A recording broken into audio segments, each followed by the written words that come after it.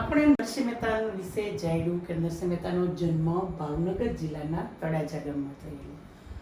પછી આપણે નરસિંહ મહેતાની આત્મચરિત્રાત્મક ગ્રંથો વિશે જોયું. બધાની મેં થોડી થોડી તમને સ્ટોરી કીધી.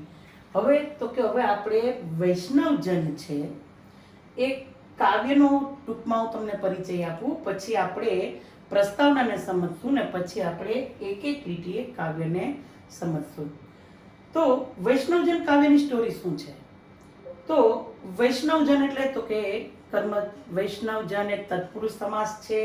વિષ્ણુ નો જન, નો ની નું ના સંબંધ વિભક્તિના પ્રત્યે લાગે ત્યારે તે તત્પુરુષ સમાસ બને છે. તો વૈષ્ણવ એટલે તો કે વિષ્ણુનો ભક્ત. વિષ્ણુનો ભક્ત કેવો હોવો જોઈએ તેના વિશેની માહિતી આપણને નરસિંહ મહેતાએ આ કાવ્યની અંદર આપી છે. તો કે ઈશ્વરનો ભક્ત કેવો હોવો જોઈએ? તો કે ઈશ્વરનો ભક્ત છે એ બીજાના દુઃખને સમજતો હોવો જોઈએ.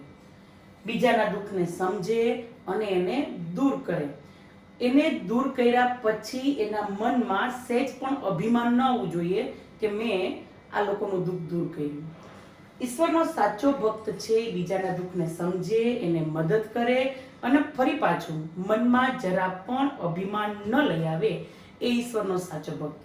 આપણે શું કરશું? આપણે કોઈને મદદ કરી છે ને તો આપણે કેટલા લોકોને કહેશું, આજ તો આમ ગયો તો મેં ફલાણા લોકોને મદદ કરી, ઓલા લોકોને મેં આમ મદદ કરી.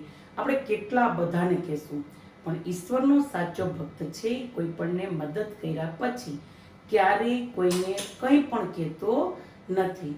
પછી એવું કહે છે કે ઈશ્વરનો સાચો ભક્ત છે ને એ બધાને વંદન કરે. ગમે એવડા એની પાસે પૈસા હોય ને તો એ ઝૂકીને રહે. ક્યારેય કોઈની નિંદા ટીકા કરતો નથી. ઈશ્વરનો સાચો ભક્ત ક્યારેય કોઈની નિંદા ટીકા તો નથી કરતો, પણ એ મન, વચન અને કર્મથી પવિત્ર હોય. જો આપણે પંક્તિ કીધી છે, વાચ કાચ મન નિશ્ચલ રાખે. વાચ એટલે વાણીથી, કાચ એટલે કાર્યથી અને મનથી પવિત્ર હોય. આપણે બધા કેવું કરશું? તો કે આપણે બોલશું કાંઈક, વિચારશું પણ કાંઈક અને કરશું પણ કાંઈક. પણ ઈશ્વરનો સાચો ભક્ત છે જેવું વિચારે છે તેવું જ બોલે છે, જેવું બોલે છે ને તેવું જ કરે છે. આપણે અત્યારે બધાને સલાહ સૂચન ઘણી બધી દેતા હોય કે આમની નામ કરાય, આમની નામ કરાય, પણ એવું પાછું આપણે અનુકરણ નથી કરતા. તો એનો મતલબ એવો થયો કે આપણે ઈશ્વરના સાચા ભક્ત છીએ નહીં. ઈશ્વરનો સાચો ભક્ત છે એ મન, વચન અને કર્મથી પવિત્ર હોય છે. નરસિંહ મહેતાએ એમ કીધું કે જે વ્યક્તિ જેવું વિચારે છે એવું જ બોલે છે ને જેવું બોલે છે તેવું જ કરે છે, ખરેખર એવા વ્યક્તિને જન્મ દેનાર ઈ માતાને નરસિંહ મહેતા ધન્ય ગણે છે.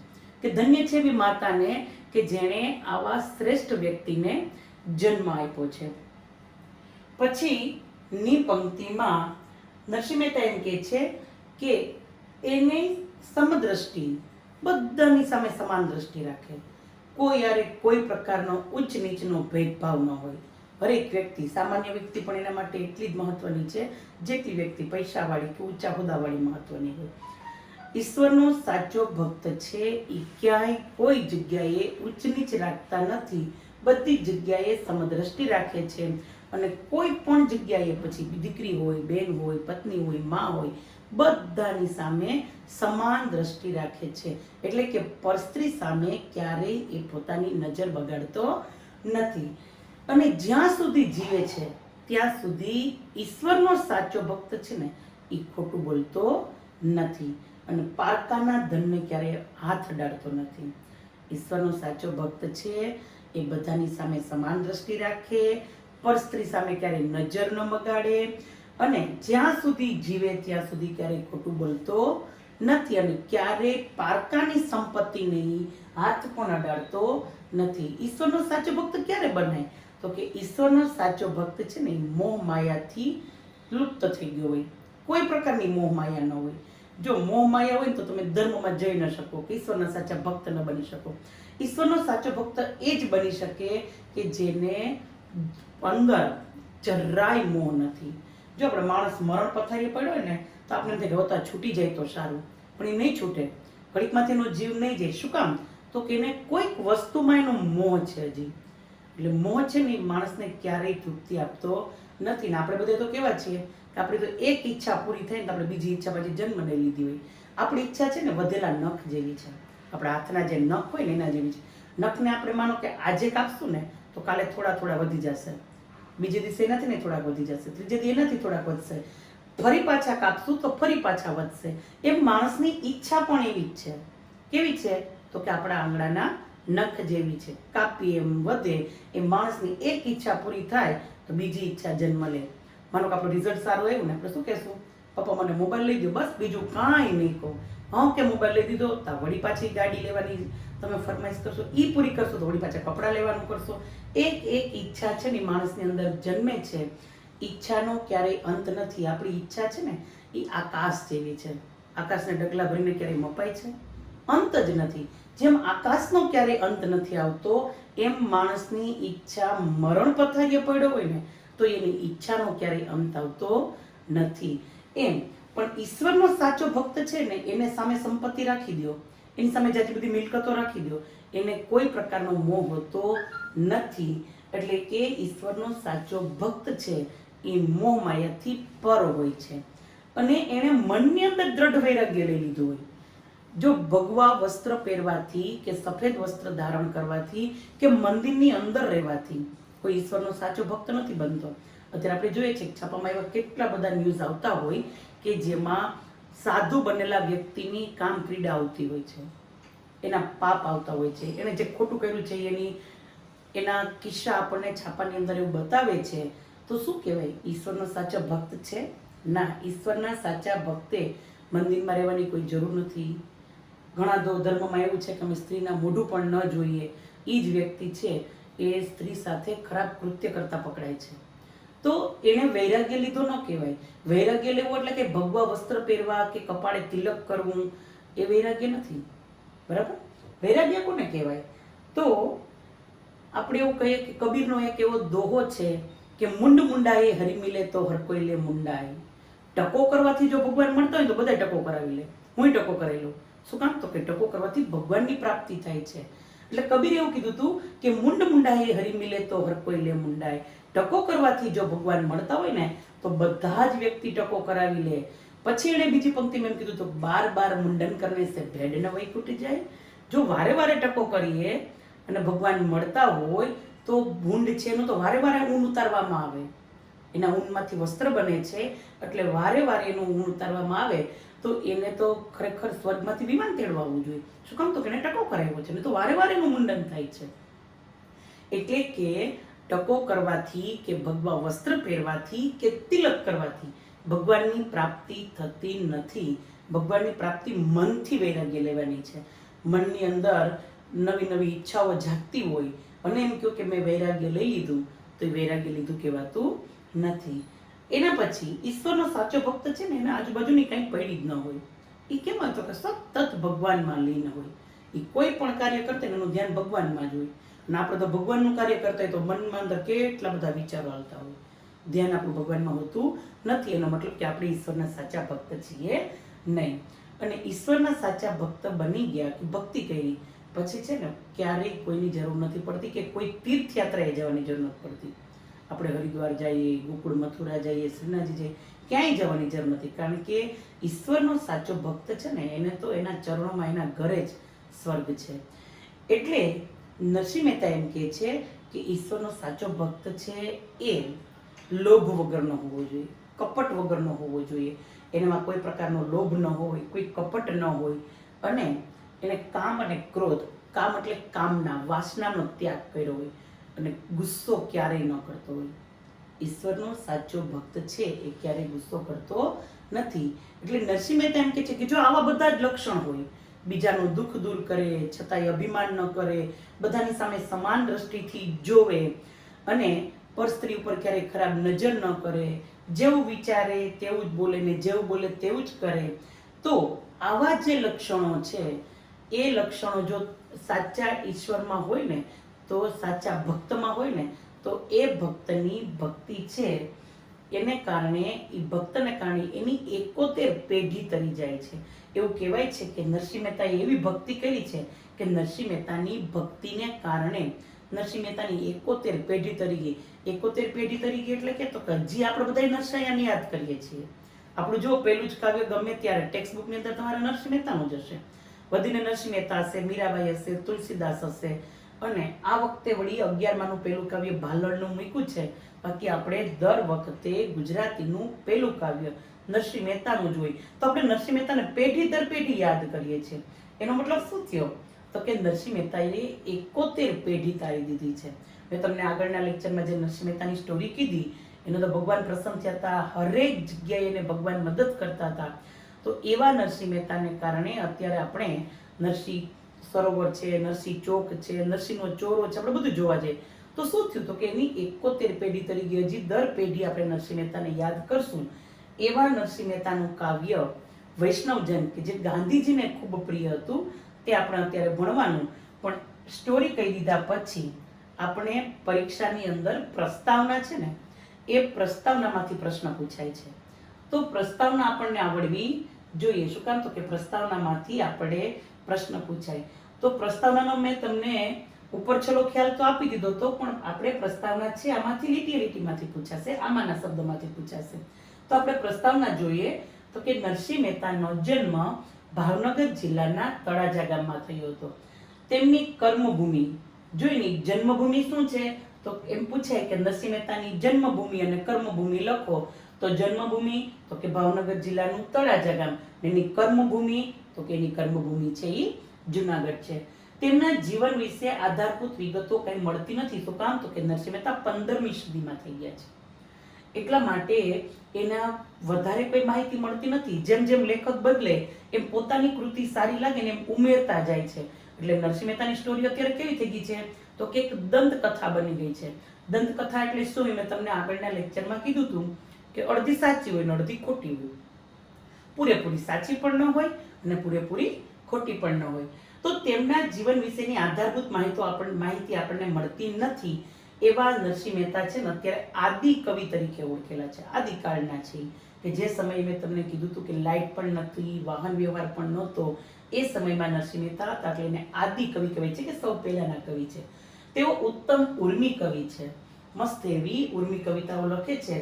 તેમના આત્મચરિત્રાત્મક ગ્રંથો મેં જે તમને કીધા હતા, શામળસાનો વિવાહ, હાર, હુંડી, મામેરું, શ્રાદ્ધ જેવી તેની ચરિત્રાત્મક ગ્રંથો છે. ચરિત્રાત્મક એટલે આત્મચરિત્રાત્મક.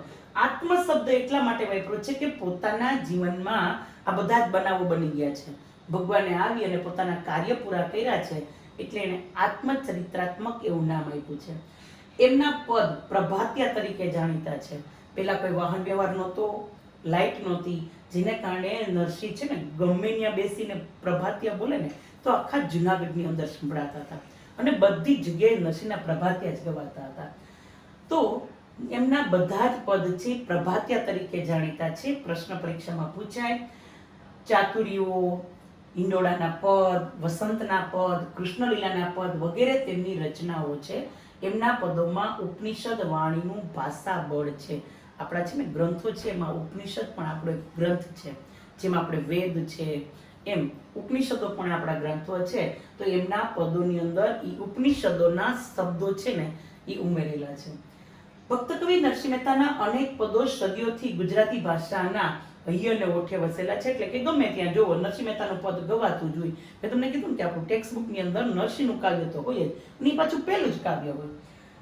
વૈષ્ણવજન પદ એ ગાંધીજીને ખૂબ પ્રિય હતું. તે કારણે ગુજરાત બહાર, ભારત અને વિશ્વમાં પણ આ પદ જાણીતું થયું. ગાંધીજીને પ્રિય હતું, જેને કારણે એ ગુજરાતની બહાર એટલે કે ભારતની અંદર એટલે કે વિશ્વની અંદર પણ આ પદ છે ગવાય છે અને જાણીતું છે. આ પદમાં વૈષ્ણવ એટલે કે સાદી ભાષામાં જેને ભગવાનનો માણસ અથવા સજ્જન કહેવામાં આવે છે, ઈશ્વરનો સાચો ભક્ત. સાચો અને પાકો વૈષ્ણવ તો છે ને ભોળિયો નાથ છે, શંકર ભગવાન છે. એના જેવો કોઈ શ્રેષ્ઠ ભક્ત છે નહીં. શ્રેષ્ઠ વૈષ્ણવ નથી, પાકા વૈષ્ણવ હતા. જેના લક્ષણો બતાવવામાં આવ્યા છે. જે બીજાનું દુઃખ જાણે, ફરીવાર ભગવાનનો સાચો માણસ અથવા તો સજ્જન કહેવાય. વૈષ્ણવજનનો એવો અર્થ આપ્યો છે. તો એના લક્ષણો બતાવે છે. કેવો હોય?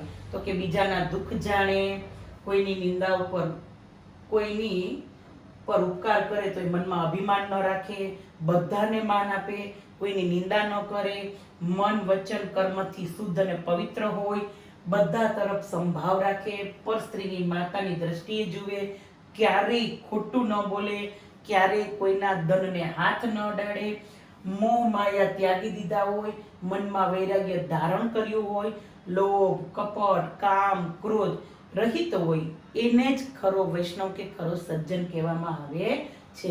એવા માણસના દર્શન કરવાથી 71 પેઢી તરી જાય છે. તો આપણે તો એટલા પવિત્ર કહેવાય કે આપણે ભલે દર્શન નથી કર્યા, નરસૈયો નથી મળ્યો આપણને, પણ આપણે નરસિંહ મહેતાને પૂરેપૂરા ઓળખીએ છીએ અને એની ભૂમિની અંદર આપણે રહીએ છીએ. નરસૈયાએ આ જુનાગઢની ભૂમિને છે ને એટલી પવિત્ર કરી દીધી છે, તો આપણે એવી પવિત્ર એવી ભૂમિની અંદર રહીએ છીએ. આપણી જુનાગઢની ભૂમિ છે ને એટલી શ્રેષ્ઠ ભૂમિ છે કે આમાં આ ભૂમિની અંદર કેટલા સાધુ સંતો થઈ ગયા છે.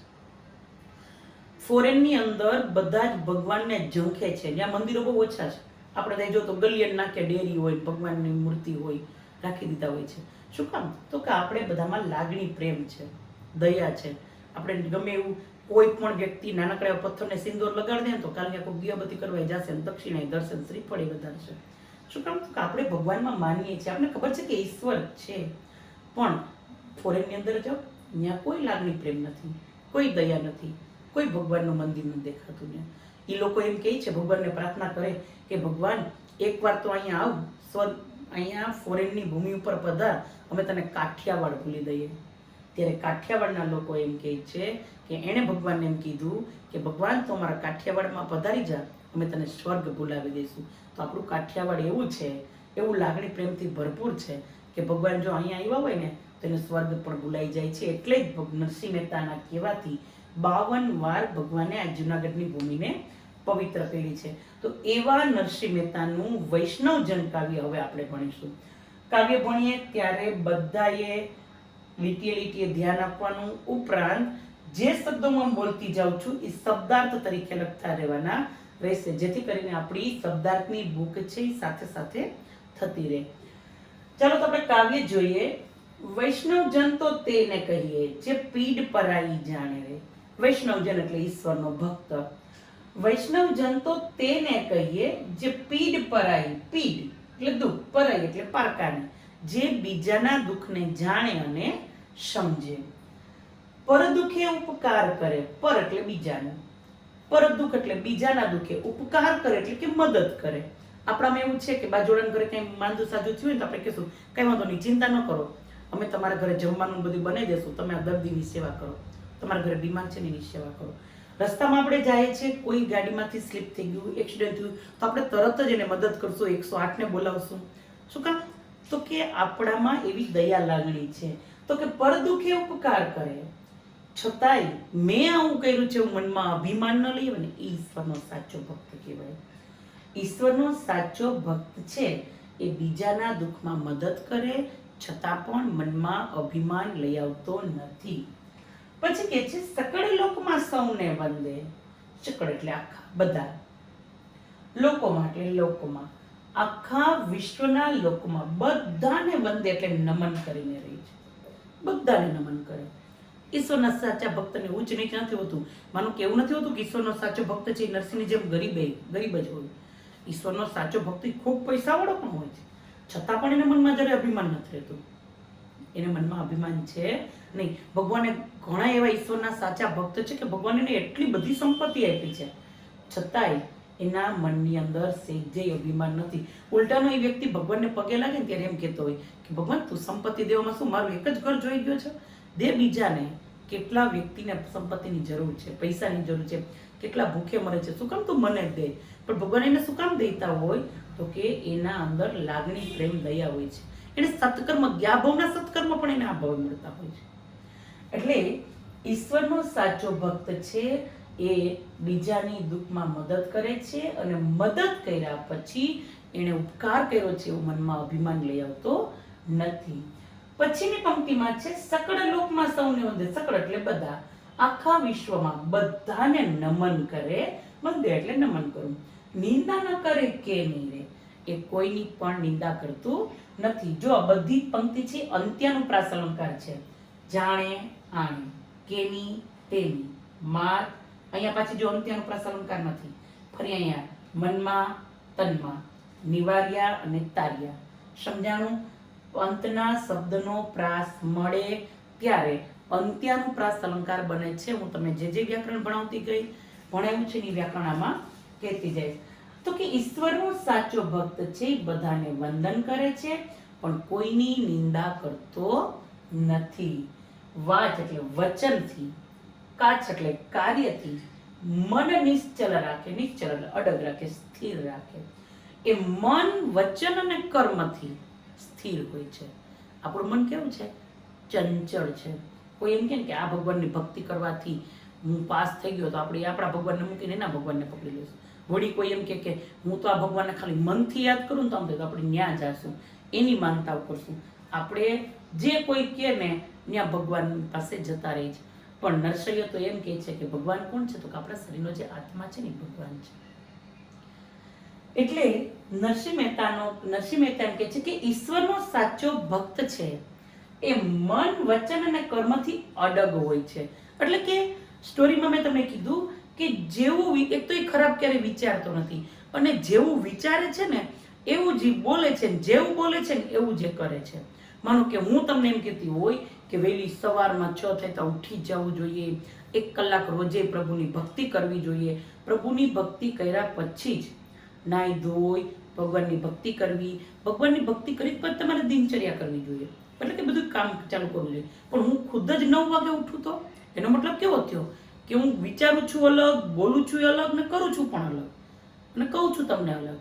બરાબર? પણ ઈશ્વરનો સાચો ભક્ત આવો હોતો નથી. તે મન, વચન અને કર્મથી અડગ જ હોય છે, સ્થિર જ હોય છે. નરસિંહ મહેતા એમ કહે છે કે ઈશ્વરનો સાચો ભક્ત છે બધાની સામે નમીને રહે છે, ક્યારેય કોઈની નિંદા ટીકા કરતો નથી. તે મન, વચન અને કર્મથી અડગ અને પવિત્ર હોય છે. ધન જનની તેની રે. આવી વ્યક્તિને જન્મ આપનાર, જનની એટલે માતા, ધન એટલે ધન્ય છે. ધન્ય છે કે જેણે આવા વ્યક્તિને જન્મ આપ્યો. કેવા વ્યક્તિને? તો કે બધાની સામે નમન કરીને રહે, ક્યારેય કોઈની નિંદા ન કરે, મન, વચન અને કર્મથી પવિત્ર હોય. એવી વ્યક્તિની માને નરસિંહ મહેતા છે એ ધન્ય ગણે છે.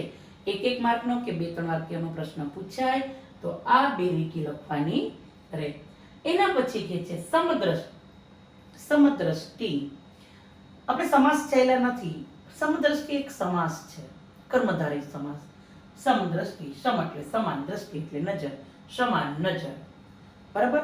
કે જેમાં કર્મધારય સમાસને છૂટા પાડવા માટે કોઈ પણ પ્રત્યેની જરૂર પડતી નથી. એટલે કે સમદ્રષ્ટિને તૃષ્ણા ત્યાગી.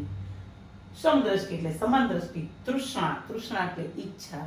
મેં તમને કીધું ને હમણાં કે માણસની ઈચ્છા છે ને એનો અંત જ નથી. પણ ઈશ્વરનો સાચો ભક્ત છે ને કોઈ પ્રકારનો મોહ હોતો નથી. જો આપણે ખાવા જશું ને તો ચટપટું ખાશું, તીખું, તમતમતું, જીભને સ્વાદ લાગે ને એવું ખાય. ઈશ્વરનો સાચો ભક્ત છે ને એ સ્વાદ સામે નહીં જોવે. જો ઘણા બધા એવા સંતો છે, ઘણા બધા ધર્મની અંદર એવા બધા સારા સંતો છે કે જેના પ્રત્યે આપણે માન ઉપજે. આપણે એવું લાગે કે આના ખરેખર જેમ નરસિંહની માથે ભગવાનનો હાથ હતો ને એમ આવા સંત માથે પણ ભગવાનનો હાથ છે. તો એ વ્યક્તિ કેવા હોય? તો કે એને કોઈ ઈચ્છા ન હોય, એને મોહ ન હોય. એ કેવું હોય? તો કે જમવા બેસે ને તો રોટલીના બટકા કરે, એમાં શાક નાખે, એમાં દાળ નાખે, એમાં ભાત નાખે, એમાં સંભારો નાખે, પાપડ હોય તો પાપડને એમાં ભૂકો કરે અને અંદર છાશે નાખી દે, દહીં નાખી દે. પછી આમ હબ્બડકાલોને ખાતા હોય. એને કોઈ સ્વાદરી નથી પડી. અને આપણે તો ચટપટું જોઈએ. સેજ જે કંઈ બગડી ગયું, ભીનું થઈ ગયું તો આપણે ખાતા નથી. જમી લીધા પછી પણ છેલ્લું બટકું તો એવું જ રાખીએ, મજા આવી જાય. જેમ પાણીપુરી ખાય ને છેલ્લે આપણે કેમ મસાલા પૂરી ખાય, એનો કંઈક સ્વાદ જ અલગ હોય, મોઢું એના જેવું રહે. એમ સમદ્રષ્ટિને તૃષ્ણા ત્યાગી. ઈશ્વરના સાચા ભક્તને ક્યારેય કોઈ તૃષ્ણા એટલે કે ઈચ્છા હોતી નથી. એને ઈચ્છાનો ત્યાગ કરી દીધો હોય. પરસ્ત્રી જેને માતરે, જે પરસ્ત્રી, પર એટલે બીજાની સ્ત્રી, આ પણ એક કર્મધારય સમાસ થાય. પરસ્ત્રી એટલે બીજી સ્ત્રી. પરસ્ત્રી જેને માતરે, જે બીજી સ્ત્રીને માતાની સમાન જોવે છે. જીહવા, મોસ્ટ આઈપી જોડણી છે જીહવા. જી અશ્વ, હલંત, હલંત એટલે અડધો, હને અડધો લખાતો નથી એટલે હલંત. જીહવા થકી અસત્ય ન બોલે. જ્યાં સુધી જીવે છે ત્યાં સુધી ક્યારેય ખોટું બોલતો નથી. કોણ? ઈશ્વરનો સાચો ભક્ત છે એ જ્યાં સુધી જીવે છે ત્યાં સુધી ક્યારેય ખોટું બોલતો નથી. પર ધન, કર્મધારય સમાસ, પારકું ધન, બીજાનું ધન નવ જાલે હાથ રે, બીજાના ધનને ક્યારેય હાથ લગાડતો નથી. એટલે કે આપણે માનો કે હું જ રસ્તામાં જતી હોય, મને કંઈક 5 ની 10 ની નોટ મળી જાય કે 20 ની મળે, અરે એક સિક્કો કેમ ન મળે, આપણે તરત વાંકા વળશું, પૈસા લઈ લેશું. કોકનો ધનનો ઢગલો જોશું ને આપણે એમ કે અરે વાહ કેટલું બધું છે, આપણી પાસે આટલું હોત તો. પણ પૈસો એ સુખ નથી. એમ જીગવા થકી એ સત્ય ન બોલે, પરધન નવ જાલે હાથ રે, બીજાના ધનને નવ જાલે હાથ એટલે નવ એટલે ન, હાથ પકડતો એટલે હાથ અડાડતો નથી, બીજાના ધનને ક્યારેય સ્પર્શ કરતો નથી. પછીની પંક્તિમાં એવું કહે છે કે મોહ માયા વ્યાપે નહીં તેને. મોહ હોય માણસને. આપણે ડોસીમાં મરણ પથારીએ પડ્યા હોય ને તો આપણે કંઈક ભગવાન હવાને છોડી દે તો સારું, તો એમ ન કહેતા હોય. એની બાજુમાં દીકરો બેઠો ને એને એમ કે મારે તારા દીકરાના લગ્ન કરીને જવું છે. આ શું થયું? તો કે એનો મોહ છે. એનો મોહનો ક્યારેય અંત આવતો નથી. મોહ માયા વ્યાપે નહીં તેને. જ્યારે ઈશ્વરનો સાચો ભક્ત છે ને એને ક્યારેય કોઈ પ્રકારનો મોહ હોવો જોઈએ નહીં. આપણને ભગવાન પ્રસન્ન થાય ને તો આપણે નરસિંહ મહેતાએ ભગવાન પ્રસન્ન થયા ને તો ભગવાનની ભક્તિ માંગી. આપણી તમને કે મને ભગવાન પ્રસન્ન થાય તો આપણે ભક્તિ માંગશું? આપણે ભક્તિ ન માંગીએ. આપણે તો ભગવાન પ્રસન્ન થઈને રાહ જોઈને બેઠા છે. ડકલો બંધ સંપત્તિ માંગી લે, સુખની માંગીએ, સંપત્તિ માંગશું. અને સંપત્તિ છે એ સુખ નથી. એટલે આપણે બધા મોહમાં ડૂબેલા છીએ. એમ માનો કે એક ડોસો ને ડોસીમાં હતા, બાપા ને માં હતા, એને જુવાન એવડો તમારા જેવડો દીકરો હતો. હવે એટલી ગરીબીમાં એને સમય વિતાવ્યો, એટલી બધી ગરીબીમાં સમય વિતાવ્યો કે જેની કોઈ હદ નહોતી. ભગવાન એમ થયું કે આણે હાડા બિચારાએ આખી જિંદગી ગરીબી ભોગવી, કોઈ દી કોઈ વસ્તુ સારી ખાધી નહીં, હાલને આપ તો એને પ્રસન્ન થાવ. તો ભગવાન એને પ્રસન્ન થયા. તો એ ડોસીમાં, બાપા અને દીકરો રાત્રે ભગવાનને પ્રસન્ન થયા, ત્રણેયને ઉઠાડ્યા. ભગવાને ત્રણેયને કીધું કે માગો માગો, તમારે જે જોતું હોય માગો, હું આપીશ, તમારી પર હું પ્રસન્ન થયો છું. હવે તાત્કાલિક ભગવાન આવે અને તાત્કાલિક એમ કે માગો તો કેમ માગવું? ત્રણેય વિચાર કરવા માંડ્યા. એવું થયું બન્યું એવું, ભગવાનને પાછો ક્યાંકથી મિસ કોલ આવ્યો એટલે ભગવાનને બીજી જગ્યાએ જવાનું થયું. તો ભગવાન ઉતાવળમાં હતા એટલે ભગવાને કીધું કાંઈ વાંધો નહીં, તમે ત્રણેય જ્યારે નવરા થાવ ત્યારે મારી પાસેથી માગી લેજો, મને યાદ કરજો, યાદ કરી અને કહેજો કે ભગવાન મારે આ વરદાન જોઈએ. ત્રણેયને હું એક એક વરદાન આપું છું. એટલે એ ત્રણેયને એક એક વરદાન લેવાનું કીધું અને ભગવાન છે એ જતા રહ્યા. હવે બોલો દીકરો તો સૂઈ ગયો કે વિચારીને કહેશું, બાપાએ સૂઈ ગયા કે વિચારી લો ભગવાનની એક જ વરદાન આપ્યું છે તો કંઈક જોરદારનું માગીશ, એ પણ સૂઈ ગયા. પણ સ્ત્રી સહજ એવો સ્વભાવ છે, ડોસીમાને હળાને નીંદર ન આવે. કરવું હું કે શું માગું? કંઈક તો એવું માગી લો કે હું જલસા કરું. આખી જિંદગી આ ડોહાએ મને ગરીબીમાં જ રાખી, કોઈ દી કોઈ સુખ ન આપ્યું. એટલે ડોસીમાં માટા ફેરા કરે છે, સતત વિચારે છે કે શું માગું ભગવાને કીધું છે તો. ભગવાને ગમે ત્યારે માગવાનું કીધું હતું પણ ડોસીમાને શખ ન મળ્યું. એટલે વિચાર કરતા કરતા કહે છે કે રાજાના મહેલમાં રાજકુંવરી બની ગઈ હોય કે રાજરાણી બની જાવ, આ મજા જ પડી જાય. વિચાર્યું ભેગું. સ્ત્રી એક એવી છે કે જેવું વિચારીને તરત કહી દે. પુરુષ છે ને કોઈ પણ કાર્ય કરશે ને તો એ સમજી વિચારીને બોલશે. સ્ત્રી એવું નહીં કરે, એના મનમાં જે વિચાર આવે ને ફટાફટ કહી દેશે. તો એને તરત ભગવાનને બોલાવ્યા, ભગવાનને યાદ કર્યા. યાદ કરીને કીધું કે મારા રાજ્યની અંદર જે રાજા છે ને એના દીકરાની સાથે મારા લગ્ન થાય એટલે હું પણ રાજરાણી બનીને રહું. ભગવાને તથાસ્તુ કહી દીધું. હવે ડોસીમાં નિત્યક્રમ પ્રમાણે પોતાના સવારના બધા કપડાં લઈ નદીએ કપડાં ધોવા જાય છે. ડોસીમાં પણ ભગવાનના વરદાનથી 16 વર્ષની સુંદરી બની ગયા હતા. એવા મસ્ત બની ગયા. એ તો બધે કપડાં લઈ અને કપડાં ધોવા બેસે છે. નદીએ કપડાં ધોતા હોય ત્યાં જ રાજકુમાર છે સવારમાં નગરની અંદર ટહેલવા નીકળે છે. રાજકુમારનું ધ્યાન ગયું કે આવી સુંદર એવી સ્ત્રી 16 વર્ષની સુંદરી અહીંયા આવા કપડાં ધોવે છે. સૈનિકોને મોકલા અને કીધું કે કોણ છે કે પૂછ્યા તો ખરા. સૈનિકો જ્યારે પૂછવા ગયા તો એ ડોસીમાએ એમ કીધું, એટલે કે હવે તો ડોસીમાં નથી, 16 વર્ષની સુંદરી બની ગઈ છે. એટલે એમ કીધું કે મારું તો કોઈ નથી અહીંયા, હું તો એકલી છું. રાજકુમારે સૈનિકો દ્વારા એને તરત જ લઈ લીધા અને લઈ જાય છે પોતાના રાજભવનમાં. નવડાવી ધોવડાવીને એને દાસીઓને કહે છે કે એને સુંદર તૈયાર કરો. હવે એને ભગવાને વરદાન આપ્યું હતું ને સુંદરી બનાવ્યો, તેમાં કંઈ ઘટે નહીં. એટલે ડોશીમાં તો એકદમ મસ્ત થઈ ગયા. અને રાજકુમારે તો તરત નક્કી કર્યું કે મારે આને લગ્ન કરવા છે. રાજાને વાત કરી. રાજા કે કાંઈ વાંધો નહીં, મુહૂર્ત ચોગડ્યું છે, કાંઈ જોવડાવીને આપણે એને તારા લગ્ન કરી દઈશ. બન્યું એવું કે ઓલા બાપ દીકરો બે ઉઠ્યા. એને એમ થયું ડોસાને ને દીકરાને કે માં છે કપડાં લઈને ગઈ છે એટલે નદીએ કપડાં ધોવા જ ગઈ, હમણાં આવશે. કેટલી બધી વાર લાગી તોય ડોસીમાં કપડાં લઈને ન આવ્યા એટલે એને ચિંતા થવા માંડી કે શું થયું હશે. ઉંમરવાળી વ્યક્તિ છે, કઈ વાગ્યું કયું ચક્કર આવી કે એવું તો કઈ નથી ને. દીકરો જોવા ગયો, કોઈ ન મળે. બાપો જોવા ગયો, ક્યાંય ન મળે. બધાને પૂછ્યું કે ડોસીમાં અહીંથી નીકળ્યા છે, જોયા તમે કોઈ? હોયા ન પાડે. કારણ કે શું કામ? તો ડોસીમાં કપડાં લઈને નીકળ્યા હતા, પણ ડોસીમાં થોડા હતા, એ તો 16 વર્ષની સુંદરી બની ગઈ હતી. એટલે બધાએ એમ કીધું કે અમે નથી જોયા. નદીએ જોયું તો કપડાં એમને પડ્યા છે. કપડાં ધોવા તો આવ્યા હતા, તો ગયા ક્યાં? બે બાપ દીકરો બિચારા ભૂખ્યા એને ગોઈતા કરે. એ કે પેલા ગોતીએ, જો ન મળે તો રાજાને કહીએ. ગરીબ માણસનું રાજા સાંભળે થોડું. એટલે એ બે બાપ દીકરો ગોતે છે, ભૂખ્યા ને તરસ્યા. અને આ ડોસીમાં એટલે કે 16 વર્ષની સુંદરી બનેલા એ તો રાજાના મહેલમાં જલસા કરે છે. 2-3 દી ગોઈતા પછી ડોસા બાપાને એમ થયું કે હવે હું રાજાને વાત કરું, સૈનિકો દ્વારા શું થયું છે એની તપાસ કરાવે. જેવા એ રાજાના મહેલ બાજુ જાય છે ત્યાં ડોસીમાં ઝરૂખામાં બેઠા હોય. હવે એ તો જેવી નજર ગઈ ડોસાની તો એને એમ થયું કે આ તો રાજમહેલની કોઈ સુંદર કન્યા છે. બિચારી નજર નીચે લઈ લીધી, પણ ત્યાં જ ડોસીમાં એને છીછીચ કરીને બોલાવી અને કહે છે કે છીછીચ પછી આમ ઊંચી કરે, આપણે ઊંચી કરતા હોય ને એમ. એટલે ડોસાને એમ થયું કે મોટા વ્યક્તિ છે, પૈસાવાળી વ્યક્તિ છે, આપણા ગરીબ માણસને જોઈને આવું બતાવે, આવો ઠેંગો બતાવે. પણ એને એમ થયું કે મને જ કેમ બતાવે છે. વિચાર્યું, કેટલું બધું વિચાર્યું. એ છીછીચ એમ કરે છે, જોવો ને હું ક્યાં પહોંચી ગઈ, તમે તે તો મને કોઈ સુખ ન દીધું એમ બોલે. એટલે ડોસા બાપાને એમ થયું કે તો આ મને આવું કેમ કે. પછી એને યાદ આવ્યું, કારણ કે ચિંતામાં ભૂલી ગયા હતા કે ભગવાને મને વરદાન આપ્યું છે, અમને ત્રણેયને એક વરદાન આપ્યું. પછી બાપાને યાદ આવ્યું કે ઠીક, આને તો વરદાનમાંથી 16 વર્ષની સુંદરી બની ગઈ છે. પછી એ રાજા પાસે ન જતા એને હાથ જોડીને વિનંતી કરે કે તું ઘરે હાલ, મેં ને તારા છોકરાએ 3 દિવસ ત્યાં કંઈ ખાધું નથી, તું જલ્દી ઘરે આવતી રહે. ડોસી માને નાર નહીં કે હવે ગરીબ ઝૂંપડામાં આવું, અહીંયા કેવું દાસી હોય કેવું માગું મને આપે, મારા પગ દબાવે, હમણાં જ મારા લગ્ન થવાના છે રાજકુમાર સાથે, હું ન આવું. ડોસા બાપાએ કેટલું મનાવ્યું પણ એ ન માની એટલે એને ગુસ્સો આવ્યો. એટલે એને પણ એક વરદાન કીધું હતું.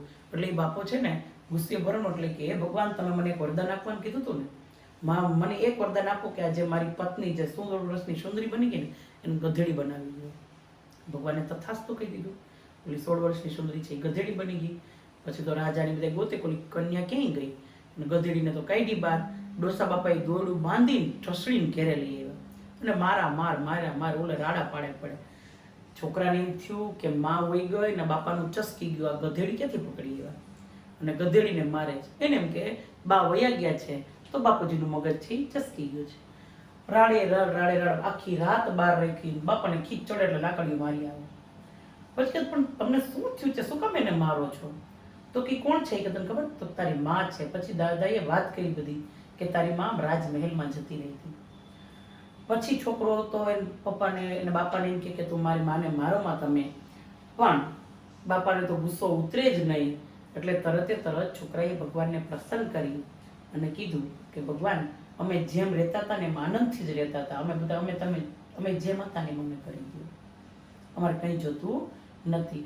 એટલે તરત એની મા પાછી હતી ને એવી થઈ. કહેવાનો મતલબ કે ભગવાન આપણી ઉપર દયા ખાઈને આપણને વરદાન આપવાનું કહે ને ત્યારે આપણે ભગવાન પાસે ખાલી ભક્તિ માંગીએ તો ભગવાન આપણે બધું આપી દે. પણ આપણે કેવા છે? મોહ વાળા છીએ. આપણે તો જાજુ બધું જોતું હોય છે. જો એ ત્રણેય સમજી વિચારીને વરદાન માંગ્યું હોત, ખરેખર એ ડોશીમાં એ સમજી વિચારીને વરદાન માંગ્યું હોત ને, તેના દીકરાની પણ 71 પેઢી તરી જાય. પણ આપણે કેવા છીએ? મોહ માયાથી આપણે વ્યાપ્ત છીએ. મોહ માયા વ્યાપે નહીં તેને. ઈશ્વરનો સાચો ભક્ત છે એને ક્યારેય મોહ માયા હોતી નથી. દ્રઢ વૈરાગ્ય જેના મનમાં રહે, દ્રઢ એટલે એકદમ મજબૂત વૈરાગ્ય લઈ લીધું સાધુ સંત બની જાય ને એમ કે અમને ક્યાં સંસારમાં કઈ મોહ છે, અમે તો વૈરાગ્ય ધારણ કરી લીધું છે. વૈરાગ્ય ધારણ એટલે ભગવા વસ્ત્ર પહેરી લીધા હોય, સફેદ વસ્ત્ર ધારણ કરી લીધા હોય, કપાળમાં ચાંદલો ને તિલક કરતા હોય. આપણે તો તિલક ઉપરથી ઓળખી જઈએ કે આ વૈષ્ણવ છે કે સ્વામિનારાયણ છે કે બીજા કોઈ ધર્મના છે. આપણે એના પહેરવેશ ઉપરથી ઓળખી જઈએ છીએ.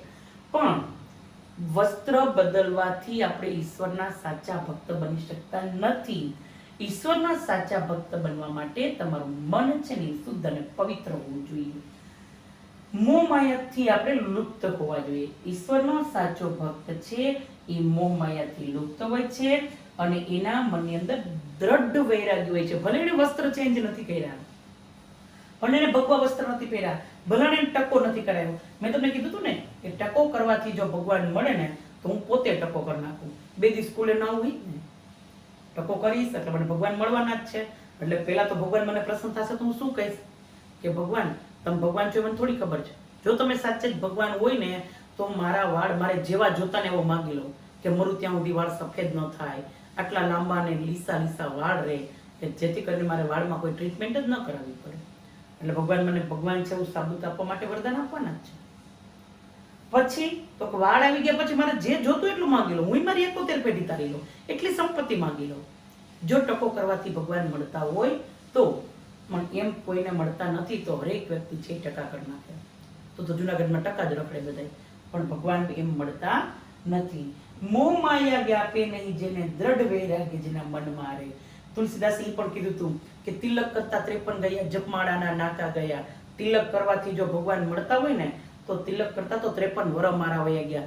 માળા જપી જપી ઓલી 108 પારાની માળા હોય, માળા જપી જપી જપીને તો માળાના નાકાય ઘસાઈ ગયા છે, માળાય તૂટવા આવી છે.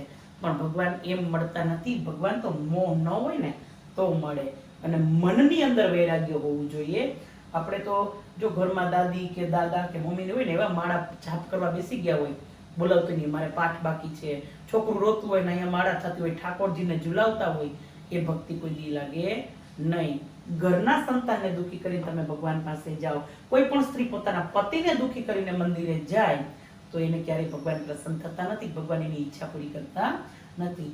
મોહ માયા વ્યાપે નહીં તેને દ્રઢ વૈરાગ્ય જેના મનમાં રહે.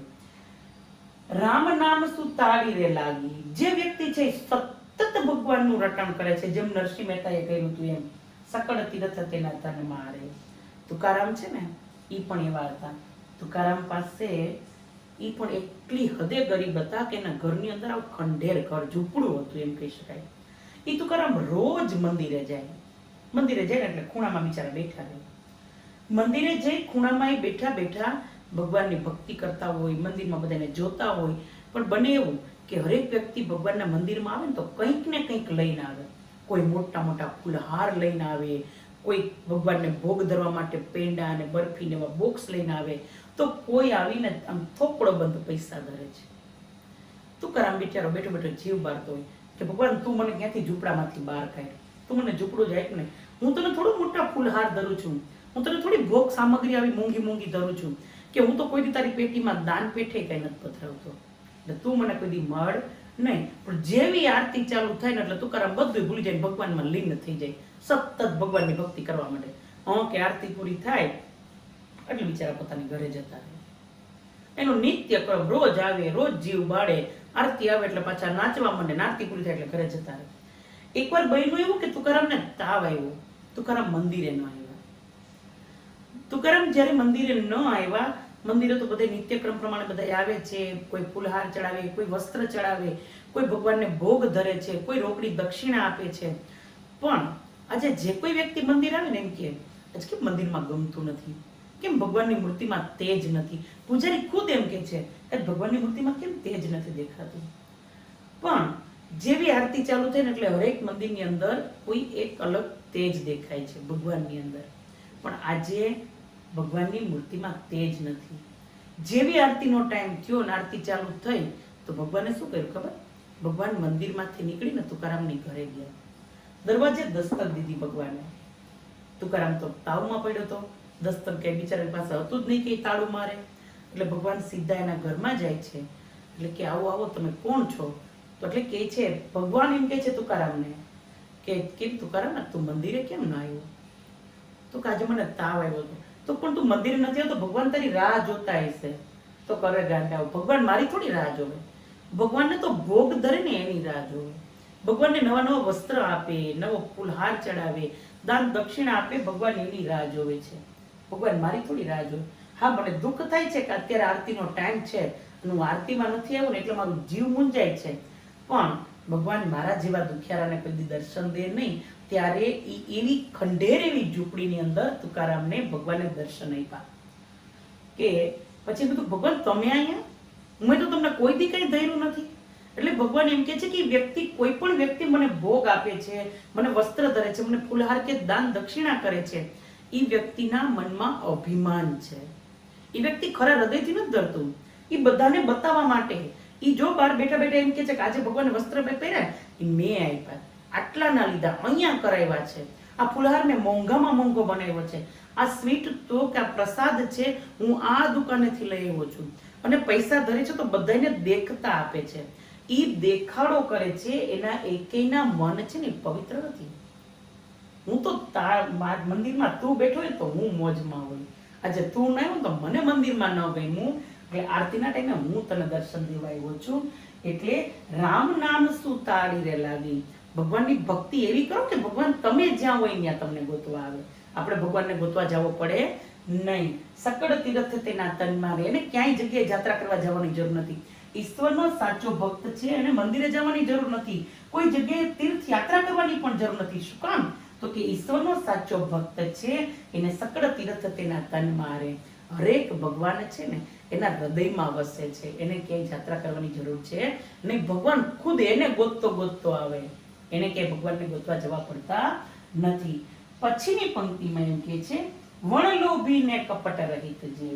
વણ લોભી, વણ લોભી એટલે કે લોભ વગરનો, કપટ રહિત એટલે કપટ વગરનો. ઈશ્વરનો સાચો ભક્ત છે એ લોભ વગરનો હોય છે, એનામાં જરાય કપટ હોતું નથી. એટલે કે લોભ અને કપટથી તે દૂર હોય છે.